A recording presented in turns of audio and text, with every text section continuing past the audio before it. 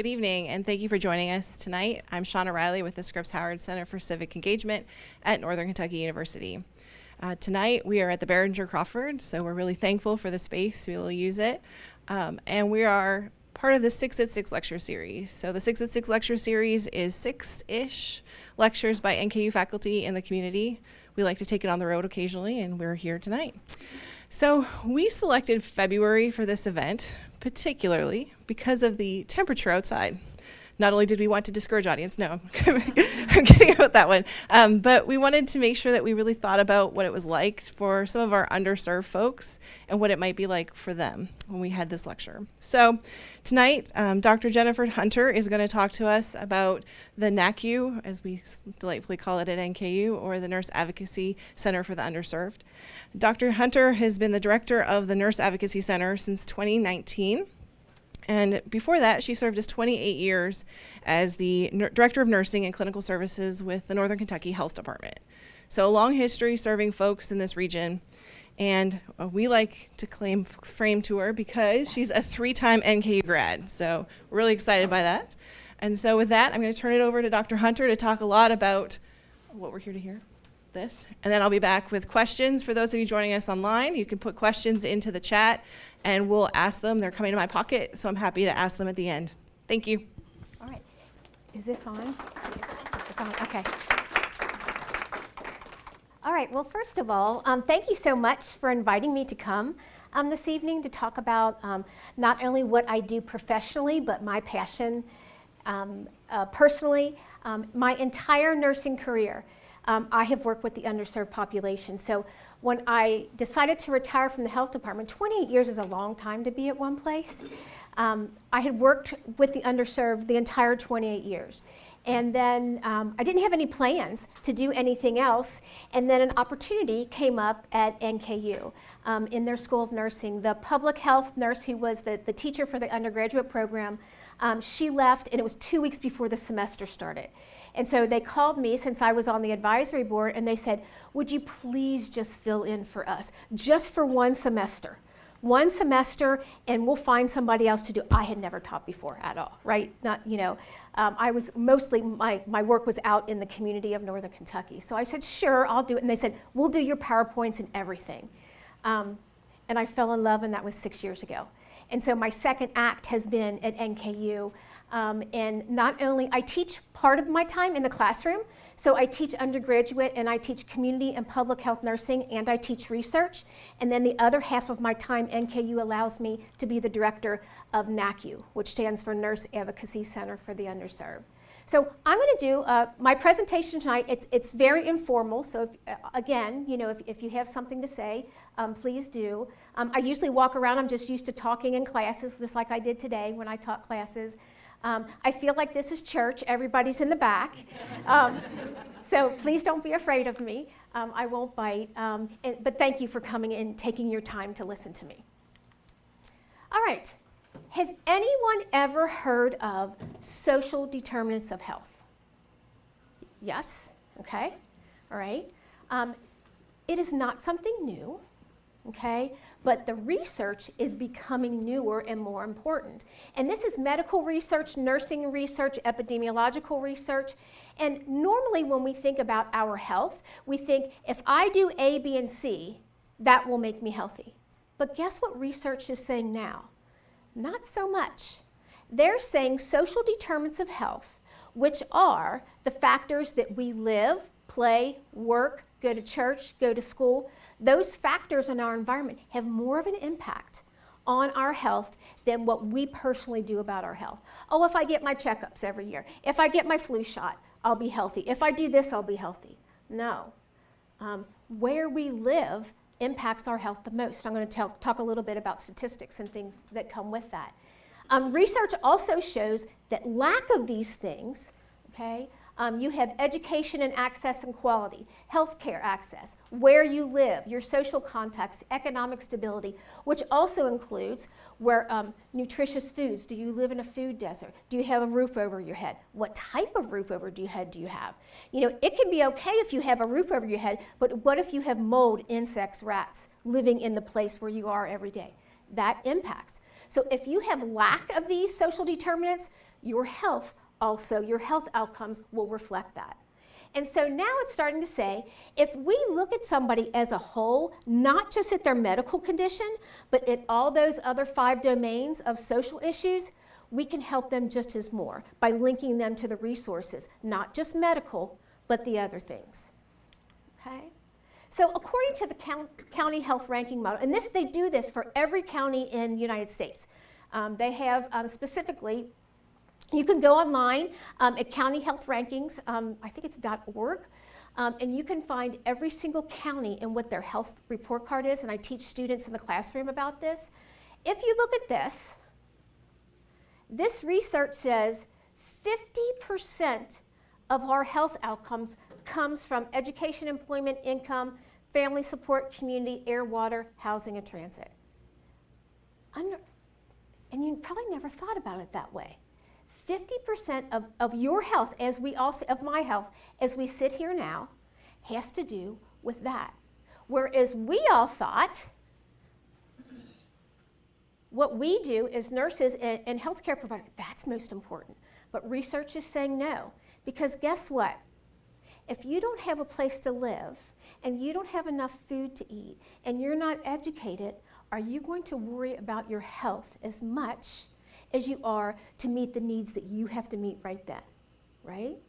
And so looking at your social needs, we have to find people when they come in for these type of issues, we have to assess this for them and link them to resources in addition to our clinical care. It's not just clinical care anymore. It's looking at those type of things. Now the CDC has what's called a health impact pyramid. And when you look at the pyramid, look at the bottom base of the pyramid, okay? It is the largest part of the triangle, right? And so the largest part of the triangle has the largest impact on us, okay? As you ascend, let me move over here. As you ascend up, okay, those are important, but they have less of an impact. Down here, that's what we talk about, all those social determinants of health and social factors, okay? So as healthcare providers, not just nurses, as the community in general, we have to start putting this into our normal medical care and nursing care, okay? Which before, I started doing my research on this about 5 years ago.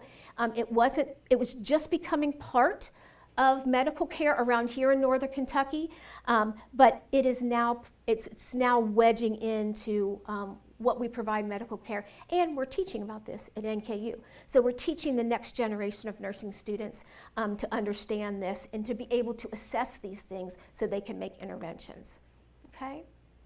Which then brings me to NACU, the Nurse Advocacy Center for the Underserved, and NACU is part of the College of Health and Human Services, where I am, and then the School of Nursing, okay? So in 2006, NACU was a capstone project from a nursing group. And they said, they were doing research, and they said, they were looking at a specific area of Covington, and they said, you know what? When we go and try to do our community assessment, all these people don't access health care. And they keep telling us, well, they're afraid. They're afraid to go into the ER of St. Elizabeth in Covington. They're afraid to go to their family physician because they don't have health insurance. Why don't we bring care to them out in their community and see what happens? And so that's been since 2006. And NKU adopted NACU, which part of my time is paid for to be the director of NACU, to develop this. And we started out with 1 clinic in Covington, and now, as of today, we have 7. Okay? So there are 7 clinics that we provide free health care, no questions asked. We don't bill, we don't, nothing. So we are a kind of like a triage system into health care for people who are living on the streets, who are couch surfing, who don't have resources. In fact, today I just finished the annual report, and we saw over 3,000 homeless people in northern Kentucky last year. Okay? And some people say, well, northern Kentucky, that's, you're a wealthier area. Well, maybe, but we have subpopulation that really needs our help and that are underserved and that don't have enough food to eat. Monday night, I worked at our clinic in a church, Madison Avenue Christian Church, And we had almost 70 people there that came. We fixed them a hot meal. The church and the people at the church help us. We fix them a hot meal, then we provide nursing services afterwards. And there were so many people that needed a blanket because they were sleeping outside. I only had 30 blankets left, and I gave them all away in about 5 minutes. So I had to turn people away because I didn't have enough blankets. And these are people that are, sleeping down by the river, that are sleeping under the bridge, that are sleeping on those kind of things. But NACU is there that we try to get resources as much as we can. Our mission is to improve the health of the underserved in Northern Kentucky by reducing health disparities. We want to bring that access to them, right? We know that we have a healthcare system in Northern Kentucky. We have doctor's offices, medical offices, the ER, hospitals, right? But the underserved are those people that don't have resources and they're afraid. And so when they're afraid, they don't go to healthcare. Or they keep using the emergency room over and over and over. And our goal is to teach them, let's not do that. Come to us through NACU. We can help you with that. We can help navigate you. Whatever need you have, we'll link you to a resource. We never turn anybody away. Even if it's something that we can't do, we'll find someplace that they can go to get their help. Our vision is that we envision the elimination of all health disparities. Like I said, and this is just NACU. This is not everybody. Over 3,000 people last year in 12 months came to us. So we'd like to eliminate those disparities and increase access. We're trying as much as we can, and we're trying to expand that. Like I said, we're now at 7 clinics. We do have a website. The website is there. It's also on the brochures that I have. They're a little bit outdated. I have to use up my old ones before I get new ones, but the contact information and the website is on there. We have a great website. It talks all about our history, about what we're doing, about what you can do to help, things like that. But let me tell you a little bit more about what we do specifically, okay? We have goals. These are all of our goals, okay? Number 1, we like to collaborate with anybody in Northern Kentucky. Okay? If we can help bring a service to the NACU for our clients, we will.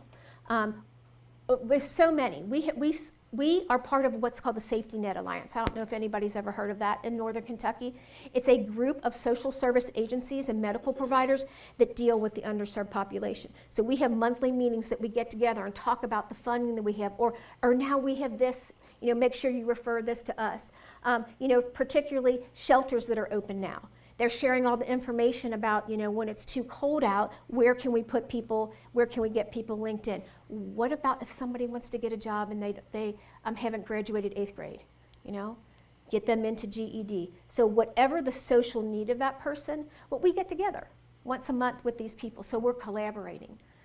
We want to increase the barriers, okay? We are located in Covington, okay? Now, my vision is to go into the other 3 counties, and we're starting to. But again, there are barriers to that too. Financial is usually one of them.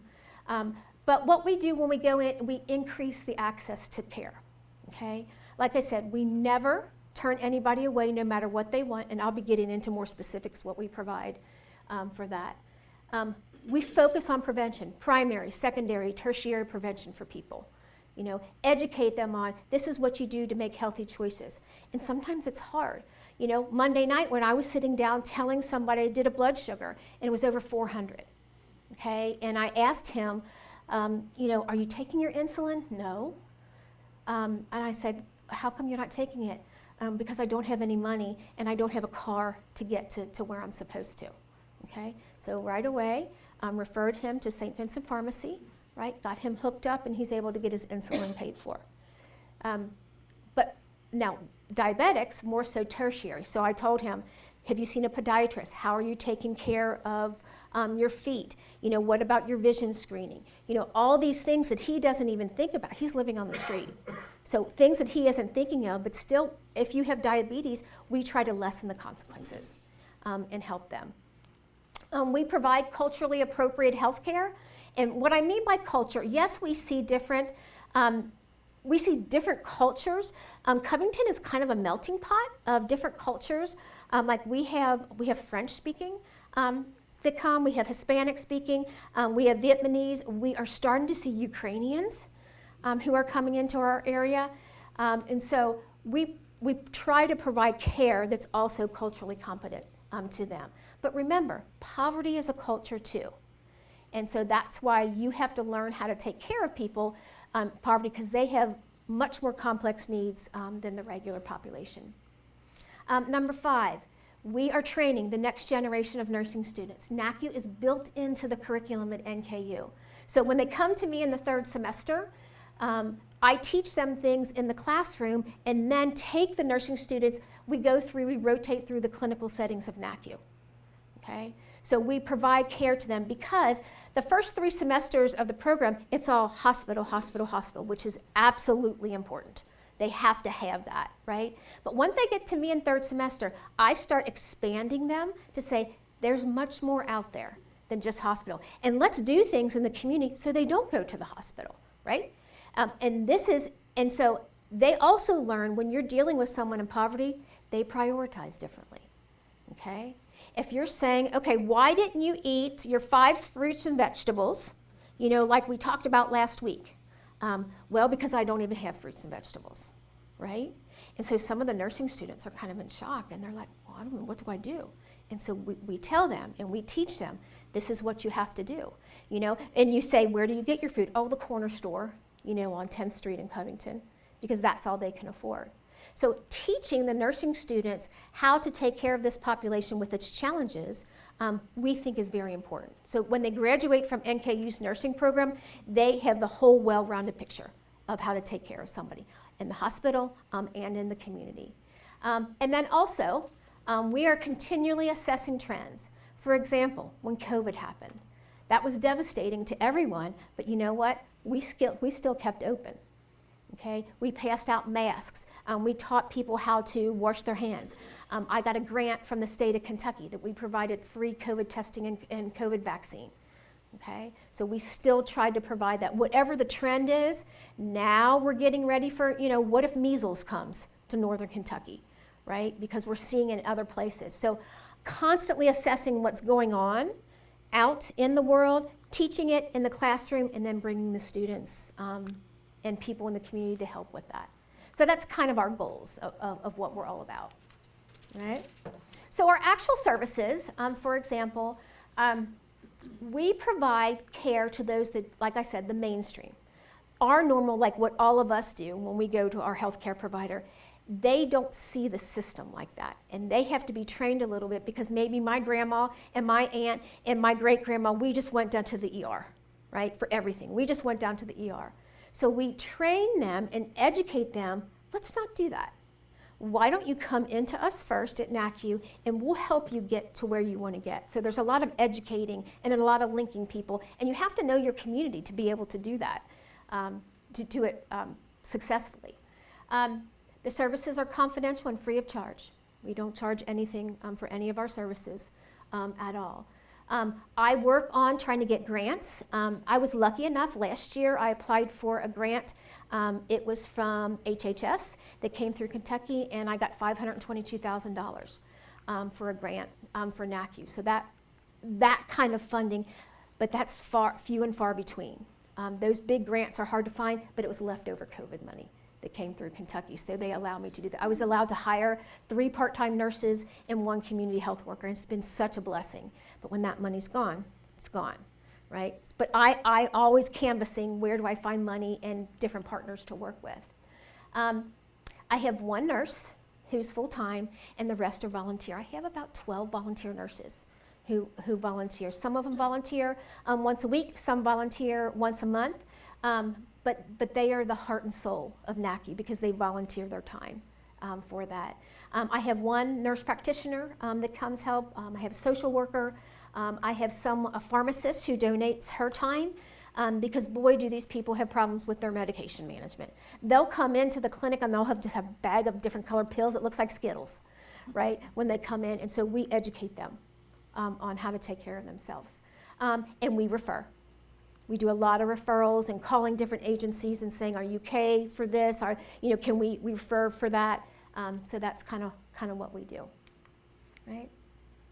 We do healthcare prevention, like I said. We do assessment of any issue. Okay, any issue that comes in, we will assess. We do health counseling, health education, blood pressure screening. That's a lot what we do. I can tell you the top 3 things we see are chronic diseases. They are diabetes, hypertension, and smoking. Okay? Working with the Northern Kentucky Health Department, we have people come in to do smoking cessation classes. So we try to provide that.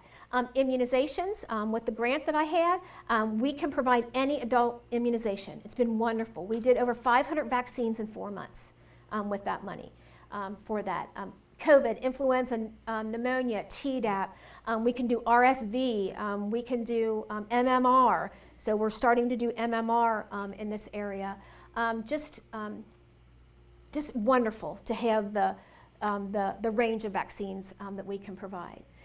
We do screening, so we also test for HIV, hepatitis C, and COVID-19. We have the syringe exchange van come to our clinics and provide this because some of the people that we see have addiction issues. And so we provide that service so they can get those screening tests. We also provide specifically mammograms. St. Elizabeth Hospital works with us. And so they bring the mammogram van twice a year to our clinics and they provide it for free. Right? So they provide free mammograms for women who need that. We have a podiatrist who volunteers his time and he comes once a month to do diabetes screenings and foot care for that. And the nursing students help with that. So everything I'm talking about, the nursing students are trained to do that too. Okay. Here are our 6 locations. And like I said, we just added a new one, so I need to move this over and put another spot here. But this is Madison Avenue Christian Church. This is where I was Monday night. If you guys recognize the big church that's there with the big pillars, we've been there almost 15 years, and they let us have, they created a little room for us that's an exam room. So they feed people in the big kitchen, and then after they're done eating, they come right back to us and get their nursing care, whatever they need for that night. Mondays and Wednesdays, we do that. They've been a great partner with us. Don't charge us any rent whatsoever. They help pay for everything that we need, so that's wonderful. Golden Towers, you guys aware of Golden Towers? It's part of Covington Housing. That location is a HUD location. It's a housing authority, literally right down the street from Madison Avenue. But it's apartments, and there are about 100 to 150 senior citizens who live there, and they created a clinic for us in the basement, and so we can provide care, and they love us there, the senior citizens do. They love when the students come and show them some care. And then also for the senior citizens who they have problems with their mobility, we can do a home visit right upstairs at their apartment. And so we can bring the care to them. Again, bringing the nursing students and showing them what a home visit looks like and where you can provide care anywhere, not just in the hospital. Life Learning Center, have you all heard of Life Learning Center? We provide services there. Life Learning Center is a center where it's kind of re-educating yourself, getting yourself back out. People with addiction sometimes go through Life Learning Center, and they teach you skills on how to get out in life. And so we provide and teach them where to go for their health care. Maybe they're getting out of jail or prison. Maybe they're getting out of a rehab center and they decide to go to Life Learning Center. It's a great place. And we're there to look at the health part of it and teach them about their health. Welcome House, I'm sure probably you've heard of Welcome House. The Women and Children's Shelter. We see a lot of domestic violence there. And so we help them get on track, particularly about women's screenings, getting mental health care. We provide immunizations there, get their children into, maybe they need to apply for Medicaid and get their children into pediatricians. So we help with that. Latonia Terrace is also a housing project in Covington. And more so, like Golden Towers is for senior citizens, Latonia Terrace is for families younger families. And they created, out of one of their buildings, they created and made us an exam room and helped us get a refrigerator in their exam table, everything, so we see people there who live there on site for their care. This one, Emergency Shelter of Northern Kentucky, the big one that's right down there by, as you're going into St. Elizabeth North, right? That's on the left-hand side. It's a huge new place. They can house up to 90 people particularly right now, they're usually full. I tried to send somebody there Monday, but they were full, but I found them someplace else. But it's a great collaboration. That is a place they can go there, they can get a shower, they can wash their clothes, they can get meals, they have counselors there. It's like they're there and everybody's built around them, kind of a cocooning effect, and we have a clinic there.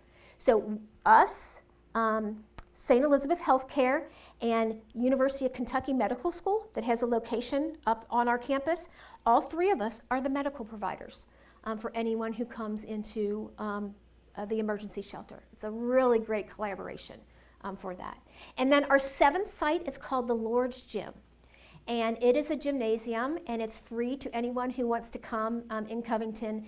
And the pastor reached out to us and said, we heard about the great things that you're doing. Could you please come to us a couple times a week and do blood pressure screenings and health education? Again, the students love it there. So that's our 7 sites that are in Covington. Again, each one of them has a certain target population, and we also teach the nursing students, you have to look at who your population is to be able to bring specific services to them. So all of them have they have an underserved population. They might not have health insurance, they might be homeless, but in general, they lack resources. So that's why they're coming to us, right? Here's some of our pictures, and something that I've been trying to do is get more different programs at NKU involved in it, so it's not just nursing. So I have respiratory students at NKU are now being involved in it, and part of the health fairs. I'm soon to be getting social work students involved in NACU because they would really, I think they would have a really good experience there, so I'm kind of in the planning stages of that. And then also, my vision is to talk to the legal Chase College of Law because they have so many legal issues that they might need help with. So that's kind of like my next year's goal, to see if maybe we could have some law students come help us with these things. But anyway, this is one of our patients. She's getting her blood pressure screening, and this is respiratory therapy. They did a health fair with us where they had a real lung and they were teaching smoking cessation, and they had real pictures of kind of what smoking. A lot of our clients smoke, so they were educating them on that. This right here is actually a smoking cessation class. This is somebody from the Northern Kentucky Health Department that comes in. They do a series of classes free of charge. Okay, all of this is free of charge for what we do. Okay, I can't go without talking about our awards because I do want to give us a pat on the back. We have received quite a number of awards since 2006, and not that we are hungry for awards, but it means that somebody in the community thought you're doing good, right? You are bringing a much needed service to people who have nothing and who have the least. So we have received, like I said, a number of different awards. A number of local businesses have given me grants to do things, or sponsored us, or helped buy us stuff, and that's always needed because it takes a community to do this. So I want to talk about real quick. This is a study that I did in 2022, and I'm on phase 2 of it now. But this was phase 1. And what I wanted to do was make sure that we were identifying social determinants of health for everybody who came into NACU, okay? It was somewhat on our health history, for those of you who are our health providers. Of course, you ask, where people live, the county that they live in, blah, blah, blah. But I wanted to dig in a little bit more. So I did research on a screening tool.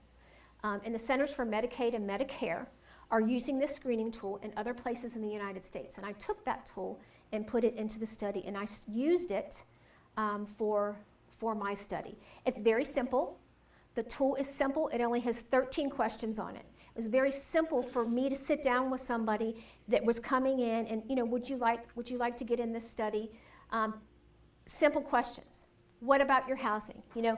Do you have housing or do you not? What about food? Are you insecure with food or do you have enough food? Transportation, can you get to the doctor's appointment? If I gave you a referral today, could you get to your doctor's to take care of that? Because that's an issue. Do you have utilities or are they cut off? What about the violence that you're having at home? So I was looking at the 5 domains of social determinants of health. And then, of course, I asked, do you have health care insurance? What's your education income? And how many times have you used the emergency room in the last month? Because I wanted to track that to see. So develop that. After they were finished filling out, let me show you, they got a score from me. And the score showed how many determinants of health they were lacking. Okay. Once I saw that, analyzed that, then I actually gave them a referral because they told me it does no good for you to just tell me where you're supposed to go. Can I have a piece of paper? Because not everybody, hardly any of them had smartphones, right? Could you give me a piece of paper that would make me feel more comfortable when I show up at the location and they see that NACU has referred me for whatever lacking resource that they had. So I created that. It took me a year to update our community service manual that had all of the places in Northern Kentucky that you have to go to. It changes constantly. When you're referring people and the number's off and they've moved places, well, what good is it if we as nurses refer somebody and we're sending them somewhere where it's a blank building, right? So updated our referral so that myself, the nursing students, the nurses, could be efficient in where they were referring people to, okay? Also, I provided navigation. And so some people call it hand-holding, some people don't, but navigation is literally, you are just helping somebody really explain through what you have to do to get this. And I said, follow up with me in 1 to 2 weeks, okay? Let me know how you're doing, and I can give you a $5 gift card to Kroger. That was kind of like my incentive to do that. To us, maybe a $5 gift card doesn't mean much, but it sure does to somebody who is underserved, okay? I followed them for 12 weeks, okay, to see from the first time that they came to me till 12 weeks after, did they get their need met and their social determinant, their social factor taken care of, okay?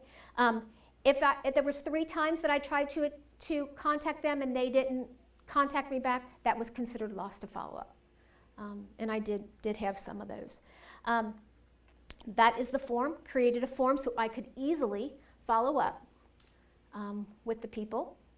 And that was just my data tracking system, okay? So here's my results. So for 12 weeks, I had 34 people who wanted to be in my study, okay? And that was 34 people who, like I said, would follow me. I would follow them for 12 weeks. Luckily, okay, the majority of them had Medicaid, okay, 91%. That's good, right? If I would have done this before the Affordable Care Act, that would have been much lower, okay, for those having access to health care. On average, I saw people from 20 years old to 79 years old. So I had a wide range of people that came in for my study. The majority of people were 50 to 59, okay? Most people lived in Covington, but 12 of the 34 actually lived on the streets, okay? So that was wherever they could land. Like I said, most of them on the Licking River, there's a homeless camp. Close to that where they would tell me that that's where they were gonna sleep for the night. Under the bridge, you know, different wooded areas, things like that. So 12 of them. As you can see, pretty close, males and females, so it wasn't dominated by one gender. Most of them were not Hispanic. 88% were white, so there wasn't an issue with a different language. The race, most of white too, as you can see, 48.8 were white, and the other American Indian, I had 2. African American, I had 11, and I had one person who had moved up to Newport from the Caribbean, of all places, right? I would rather stay in the Caribbean, right, with the warm weather. But he was coming up here for work. And so he said that he would get involved in it. 50% of people, okay, had graduated from high school or had their GED. 10 people did not. In fact, I had two people that only went to 6th grade. Okay? I also had people with bachelor's degrees that were now living on the street, okay, for a number of reasons, right? Life can happen. Addiction happens. Things, different environmental things happened. Normally, they lived by themselves or with one person, and almost 80% of them made less than $10,000 a year. So think about that, okay? The majority of them, less than $10,000, that's not even $1,000 a month, okay, that they were living on. So they were really underserved for this, okay? The questions, specifically, how many times have you received care in the ER over the last 12 months? The majority of people, I go twice a month to the ER in Covington, okay?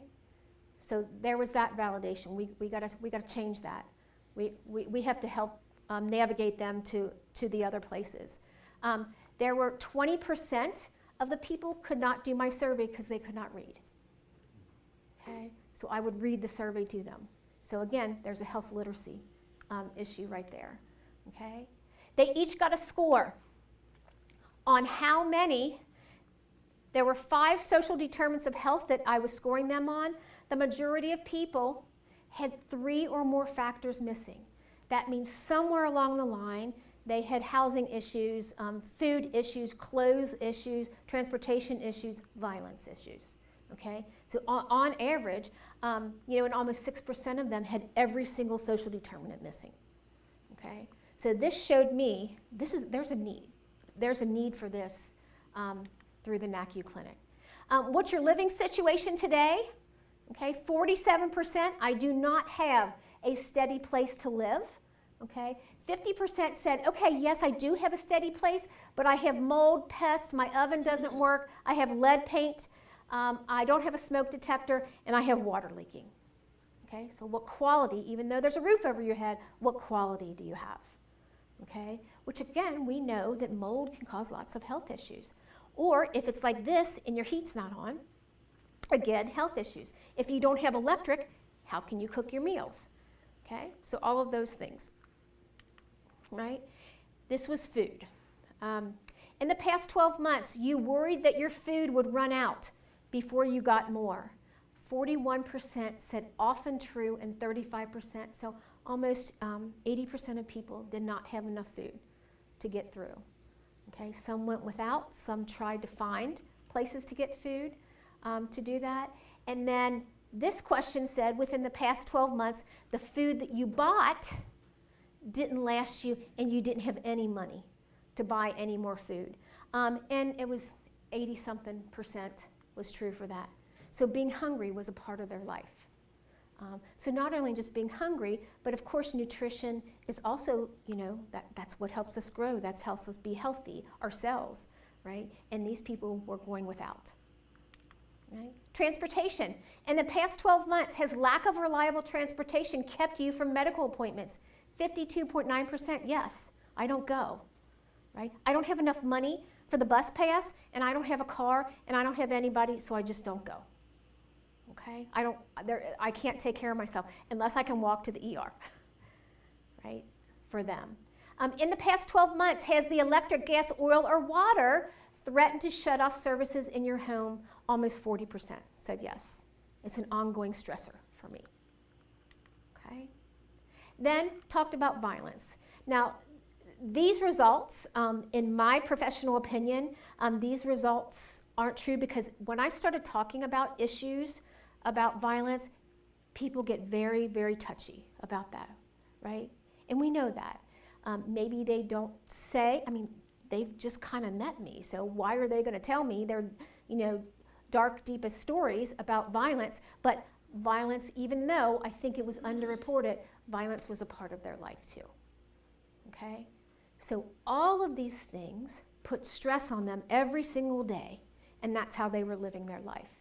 but they were coming to NACU to get care. So at least we were one person that could provide that, okay? So when I summarized, here's the top thing. This is kind of chronological order on what their needs were the most. Food.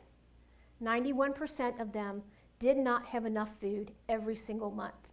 Housing. Almost 60% of them did not have adequate housing. They didn't know where they were going to go, to sleep the next night. A lot of these had children too. Okay, so it wasn't just them particularly that they were looking at. Transportation, 44%. If I can't walk there, I don't go there because I don't go to my appointments because I don't have transportation. 26% of them said yes, they had violence in their lives. And they were just kind of living with it and didn't know what to do about it. 14% said they had problems with utilities. I included this one at the very end because I did see some pregnant women who came in. So they didn't have furniture, clothing, didn't know about WIC, wasn't getting prenatal care. So I thought that data was important too, to show that it's pregnant women too that are seeking our services. So these 6 things that I assessed, examples right here. Right? So they are at the bottom of the health impact pyramid. They are socioeconomic factors that are impacting their health. And so over 12 weeks, I had 90.5% program participation. I had one who refused a screening because he said he didn't have time for this. So it didn't keep him in the study. But actually, 34%, 97% of the people in the study said, yes, I'd like your navigation help because I don't know where I'm going. I don't know what I'm doing, and could you please help me? It's somebody taking an interest in them and helping them get to the care that they need. 100% of them decided they'd rather meet with me face to face. And at first, I thought that was a little bit bizarre, but then I realized that they just wanted to talk, right? It was that social interaction with me coming once. They walked to the place I was at once a week for 12 weeks to talk to me to see how they were. And I noticed that the longer the weeks went, the more compliant they were with anything I referred them to, because I think that they trusted me and they knew I was doing something to care for them. Linking them up to resources, 64.7%. Okay, that's a pretty good number. So after the 12 weeks, 64.7% of them had their social needs met. Okay, no matter what it was, whether it was, giving them to the shelter, referring them for WIC, getting them into Medicaid so that they could, because they had a tooth abscess, showing them where, I'd have a map, here's the locations of where all the food pantries are. This is where you can go for all of these things. You want to get a job? Sure. Here's the place where you can go to get the education for getting that. You need your GED? Here's the number that you can call, or I'd call and make an appointment for them for that. 35% were lost to follow-up. So once they came in and saw me for a number of reasons, they didn't come back. And some of the reasons I found out, and some of them that I didn't. And I gave incentives. Every time they came back to see me, I gave them incentives so that would, kind of build the trust. Boy, toilet paper was a big one. They like to get toilet paper. So I provided toilet paper, socks, that's people who are out on the street need socks a lot. That was the majority. Almost 60% of people wanted socks, toilet paper, and then personal hygiene items. Toothbrush, toothpaste, shampoo, things like that we might take for granted. Every time they would come to see me, I would give them a bag of something so that they could use it for themselves. Okay? Some of their barriers. Some people said, I didn't have any barriers. This was great. You really helped me. You've changed my life with this. One barrier that was the most frustrating, there was a 6-month waiting list for housing. So I would even call. I finally had to call Boone County Housing and finally got somebody, but they said, well, how can I get all the way out to Boone County because I live in Covington. I don't have transportation. But then I bought a bus pass, and so she was able to have the bus pass to go out to Boone County. But 6 months was the waiting list.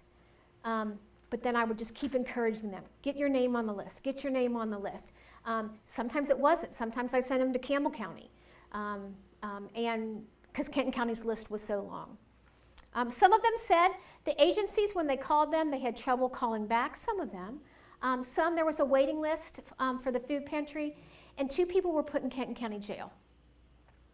And the reason that I know that is because the last day of my study, they got released and they came to see me on the last day, because they said, we didn't want you to think that we were ignoring you because you've helped us. So they came the last day that I was there, and I helped them get kind of re-entry into the system.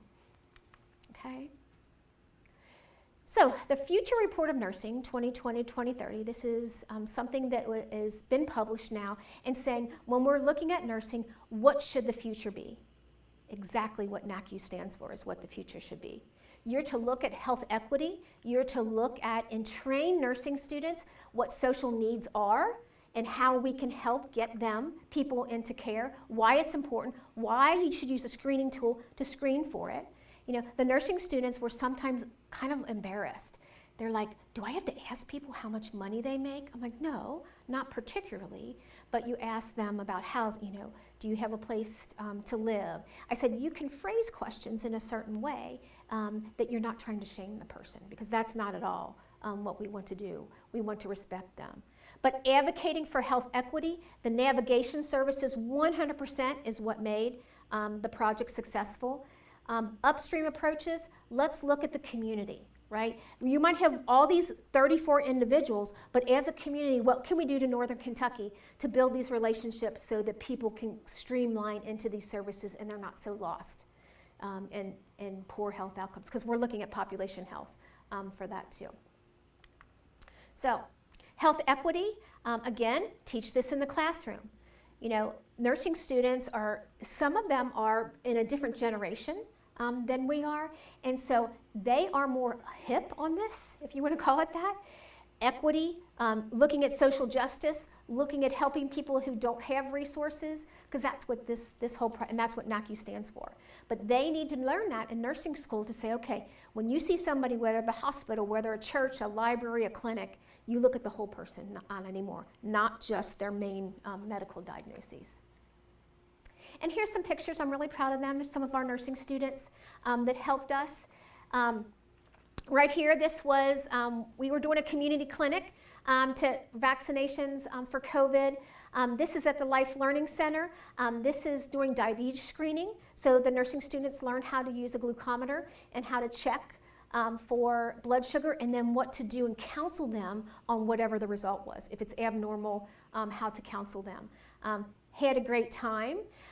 Dental hygiene, right? A lot of people, we give away a lot of toothpaste and toothbrushes, right? Because oral health care is an issue for people that are underserved. It's for them, and to teach them, this is how you brush your teeth. These are the resources that you have. There's the digital mammography van from St. Elizabeth, which is a wonderful collaboration with us. So they provide that for us, and so we educate on breast cancer screening. And so the nursing students know at this age you should get a breast cancer screening, and just because you're underserved and don't have health insurance, you still should get access to those services. So we do that. This is working with the health department. We did a talk we had the health department about lead. You know, lead is in Covington because of the age of when things were built. And so we educate, this is what you look for lead poisoning. How can we prevent lead poisoning? How can we get screened for lead poisoning? And so somebody from the health department who's in charge of lead collaborated with us. MyPlate, you guys heard of MyPlate before, right? This is, and they gave permission for their pictures. This is Golden Towers, and this was a nutrition education program that the nursing students provided, and they used MyPlate to educate. And then we had a cooking class with all the senior citizens who wanted to come on. Here's what you do if you want to expand your health by using MyPlate. And literally, we brought in different food groups, and then we had a recipe, and then the senior citizens learned how to provide nutritious meals to themselves using the MyPlate method.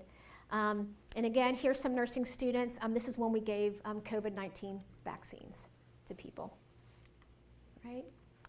So people ask me all the time, well, how can I get involved? This sounds like a great project, a worthwhile project. We would love for anyone to get involved with us.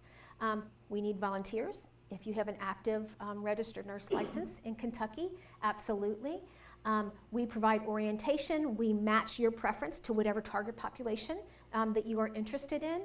In fact, we had, the other night, we had an appreciation dinner for all of our volunteer nurses, and we provided them a nice meal and get together and to talk about what we did, just to show them appreciation since they're just volunteering with us. And volunteering, it's based upon what you want to do, what you want to give. Like I said, it's variable.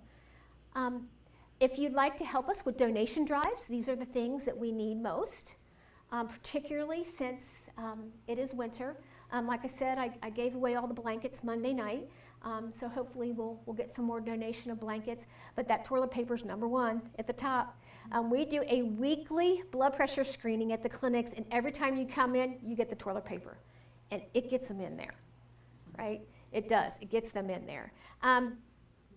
Feminine hygiene products, we don't think about this either, but for females, we teach them how to take care of themselves at different phases of their life, but some of them don't have enough money to buy feminine hygiene products. So usually in the spring of every year, the nursing students help me, and we have a drive in our School of Nursing, just collecting feminine hygiene products, and then we take that to give out at the clinics. Soap, razors, brushes, over-the-counter medicine, things like that, socks, hats, gloves, all of that is appreciated. And then, of course, monetary donations are appreciated too. But also just working. Any agency, we would love to expand. If you want to get involved with NACU, we would love your help in collaboration to get involved with us. My email address is also on your brochures that you have. If you would like to get involved with NACU in any way. And I've talked so much, my mouth is dry. Are there any questions at all about the program, about what we do, about our nursing students? Yes? How do you handle your non-English speaking clients? We have brochures that are Spanish, particularly. I would say the clientele is minimal, Spanish speaking, but we have specific brochures that we got translated into that. I'm talking about the clinical sections. If someone comes in and is not an English speaker, they're coming in for blood pressure. How do you handle that? I've used Google Translate. I was going to say, but that's we try to use that. We also, sometimes when they come in, we'll try to write instead to do that. We don't have like a personal translator on site, but we try the best we can to talk with them and to educate them that way. Yeah. Mm-hmm.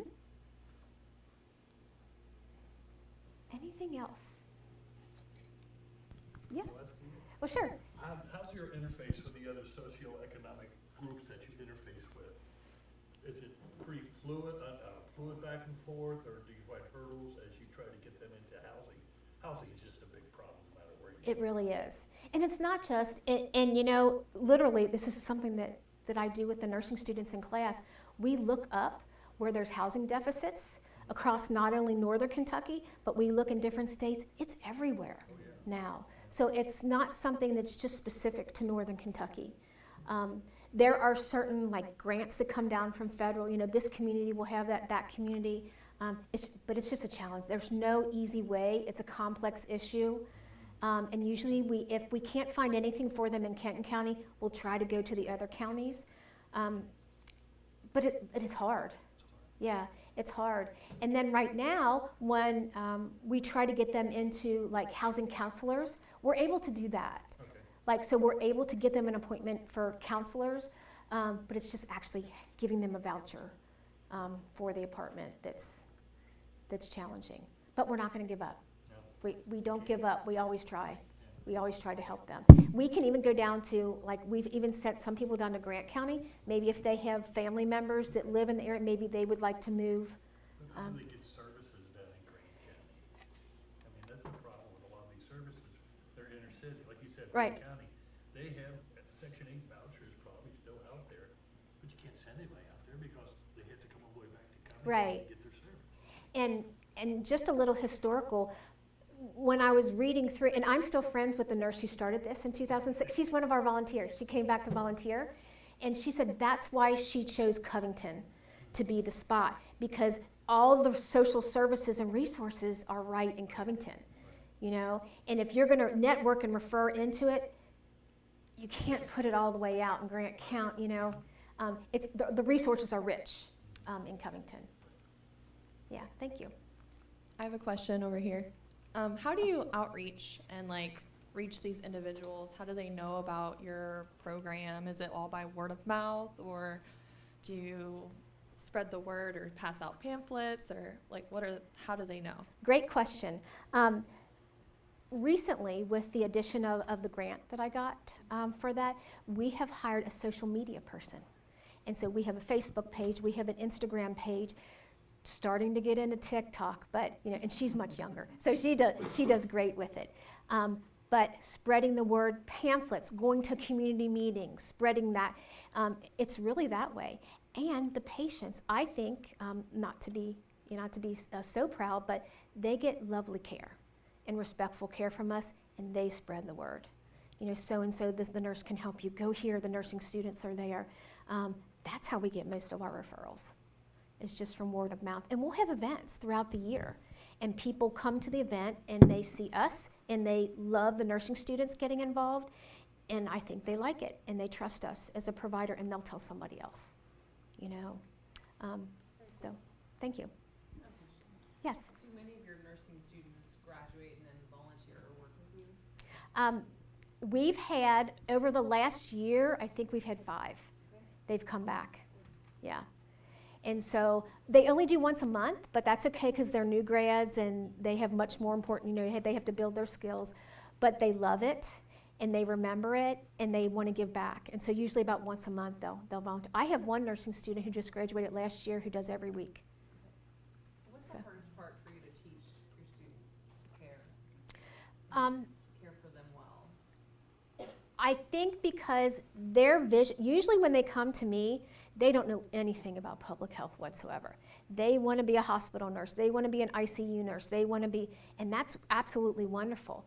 But even though you are those things, what are you going to do when you are giving discharge instructions to somebody and you have to send them back into the community? You have to know the resources. What if you're giving discharge instructions and the person says, I don't have anywhere to go. You're discharging me to home, but I don't have anywhere to go. Or, oh, I had a hip replacement. I have to do dressing changes every 4 hours. I don't have money to buy those dressing changes. So no matter what, they still have to know about the community public health part, because you have to know about your community to see what's coming in, excuse me, what's coming into you. It's hard. But I think the true factor is they hear me in the classroom, then they go out and they see there's a bridge between what they're learning about and then in real life what it is. And I share a lot of my stories just so that they know this is what I'm talking about, because sometimes community health is abstract, right? In the hospital, they're learning about diseases and putting in a Foley and doing an IV.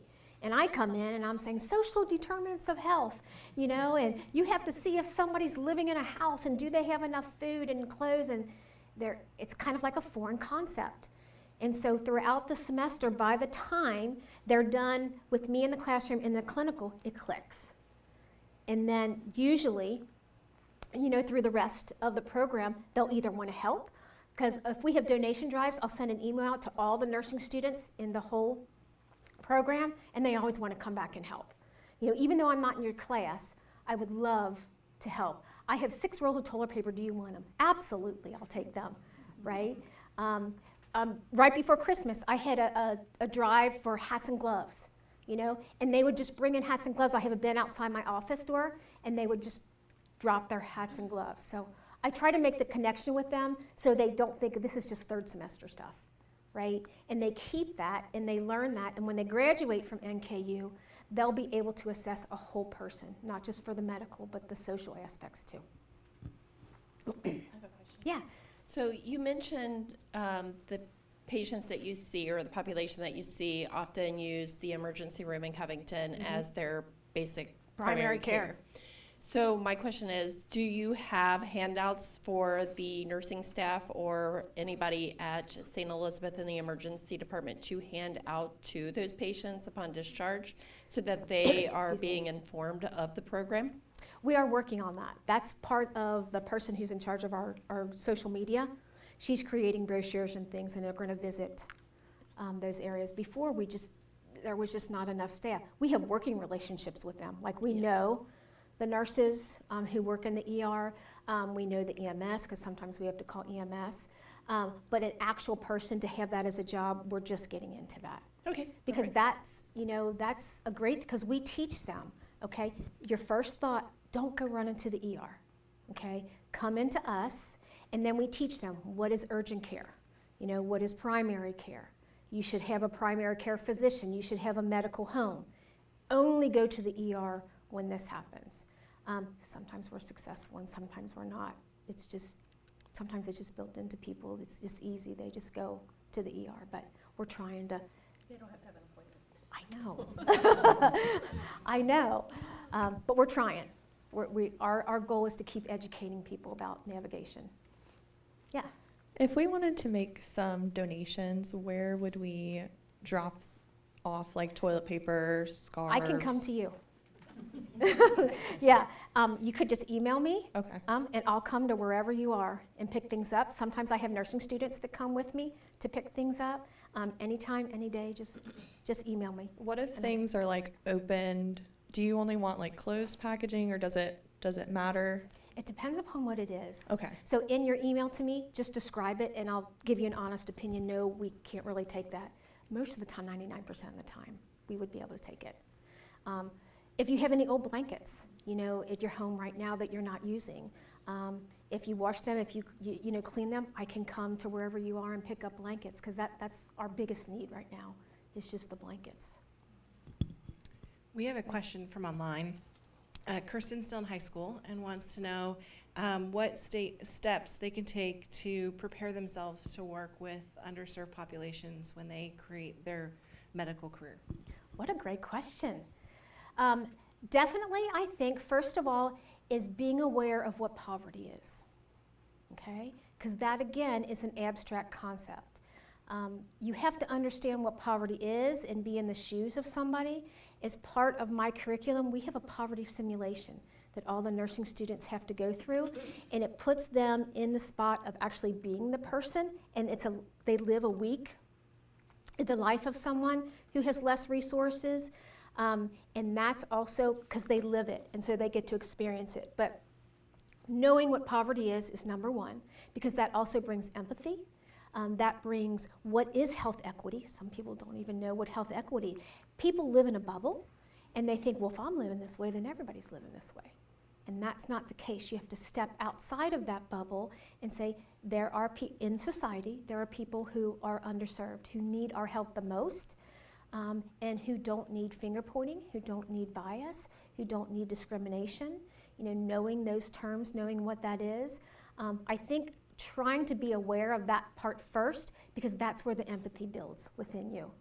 And that's where you learn, okay, this is what I need to help people with. Just because I didn't grow up not needing that, doesn't mean that people out in the community don't have that.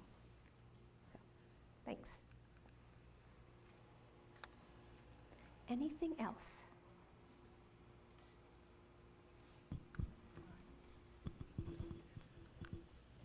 It's a long way to the front. Okay. Well, thank you for joining us this evening. We appreciate your time and learning about NACU. For those of you who are interested, we'll send you Jennifer's email so you can contact her directly with your registration. And thank you for joining us. Have a good night. Thank you.